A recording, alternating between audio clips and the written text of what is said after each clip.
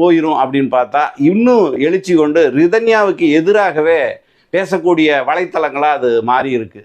அந்த அடிப்படையில் தான் இப்போ என்ன நடந்தது ரிதன்யா கூட, இப்போ ரிதன்யா வழக்கில் என்ன நடந்துட்டு இருக்கு, அடுத்தது அது எந்த மாதிரியான போக்குக்கு போகுது, இந்த வலைத்தளங்கள் எல்லாம் திரும்பி அப்படி ரிதன்யாவுக்கு எதிராக பேசுவதற்கான காரணங்கள் என்ன, அதுக்கு பின்னாடி யாரெல்லாம் இருக்காங்க அப்படிங்கிற விஷயத்தை தான் கொஞ்சம் விரிவாகவே உங்ககிட்ட பேச போகிறேன். இதில் ஒரு யூடியூப் தளங்கள் மட்டுமல்ல, முகநூல், இன்ஸ்டாகிராம் போன்ற வலைத்தளங்கள் வந்து எப்படியெல்லாம் ஒரு பத்திரிகை தர்மம், அதாவது மீடியா தர்மத்தை மீறி ஒரு எல்லை கடந்து ஒரு கட்டற்று ஒரு அடங்காப்பிடாரி மாதிரி அது போயிட்டு இருக்குது அப்படிங்கிறதையும் ஒரு பத்திரிகையாளன் என்ற முறையில் உங்களுக்கெல்லாம் நான் அதுவும் என்னுடைய சப்ஸ்கிரைபர், என்னுடைய பார்வையாளர்களுக்கு இதை சொல்ல வேண்டிய கடமை எனக்கு இருக்குது அப்படிங்கிற அடிப்படையில் தான் இந்த விஷயத்தை பேசுகிறேன். ஏன்னா திரும்ப திரும்ப ரிதன்யாவை பற்றி பேசுகிறது வந்து அவங்க குடும்பத்தாருக்கு மிகப்பெரிய வழியை ஏற்படுத்தி. ஏன்னு